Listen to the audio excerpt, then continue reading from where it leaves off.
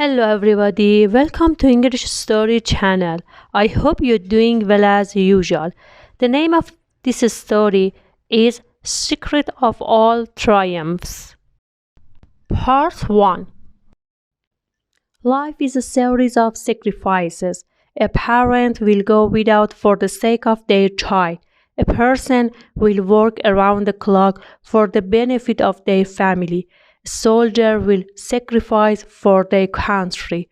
A religious soul will sacrifice for their benefits. Sometimes that sacrifice takes an unusual form.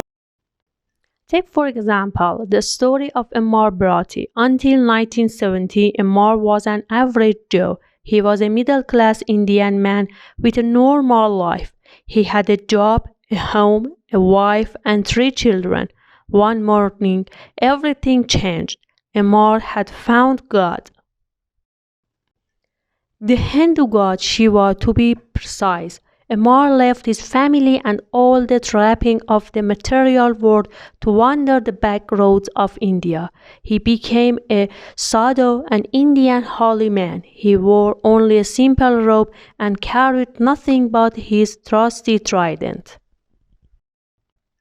For 3 years, he wandered and dedicated himself to God. He decided it wasn't enough. He still felt trapped by the pleasures of the physical. He still felt saddened by man's inhumanity to others. Ammar wanted to do something to symbolize his separation from the material world. He longed to do something in the name of peace. In a symbolic act of sacrifice, Ammar raised his right arm to the heavens. He kept it there for 4 decades. His arm is now withered from being held in the same position above his head all these years. If he now decided to use it, he wouldn't be able to. It has become a useless piece of bone. At first, Ammar experienced intense pain and great discomfort from keeping his arm aloft. He now has no feeling in the lost limb. Ammar has no regrets. His actions have become an inspiration for Shiva worshippers across India. Many other sadhus have imitated Ammar. They have raised their own arms in a show of solidarity. Like it or not, such an extreme sacrifice also took great perseverance.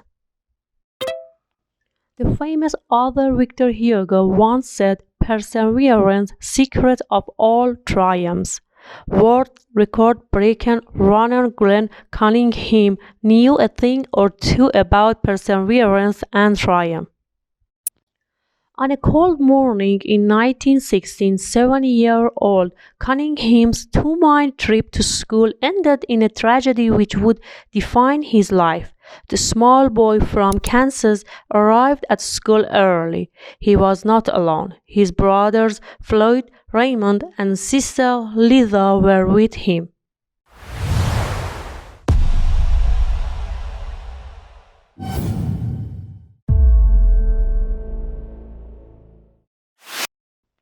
Here was snow on the ground. Lisa decided to play outside. The brothers decided to stay indoors. Floyd put some wood in the stove to warm their bones. He poured what he thought was kerosene into the stove to light the fire. It was actually gasoline. A terrible explosion ripped through the room. Fierce flames engulfed the brothers and smoke filled their eyes. Lisa pulled the door open for the brothers to escape the fire. Glenn was alive, but his legs were badly burned. Raymond had escaped unscathed, but Floyd was in a very bad shape. The group of shell-shocked children managed to make the long journey home. Glenn remembers thinking, "Our parents will know what to do." Barely alive and inches from death, Glenn and Floyd were rushed straight to bed. Glenn remembers not being able to stop screaming. He heard the doctor tell his mother Floyd would not make it. He also said if Glenn survived, he would never walk again. The doctor suggested imputation. Glenn had other ideas. He was determined to keep both his legs and his life. He remembers shouting at his mother, "I'm not going to be an invalid. I will walk." She kissed him and said, "I know." Floyd tragically died, but Glenn survived. He had some hard days ahead of him. He was either confined to his bed or wheelchair. One day in his garden, frustration got the better of Glenn. He threw himself from his chair and pulled himself across the grass. He crawled to a fence and pulled himself up. He repeated this exercise every day. Through pure determination, he began to stand on his own 2 feet. Spurred on by another kid teasing him he'd never walk again, Glenn not only began to walk, he started to run. Glenn entered the school race and won against older students. What should have been his crowning glory ended with a brutal beating from his father. Glenn's dad thought sports was a form of showing off. He told Glenn to never run competitively again. Glenn disobeyed his father. Okay guys, this is the first part of the story. Please don't forget click subscribe. I hope you enjoy it. See you in next story. Bye.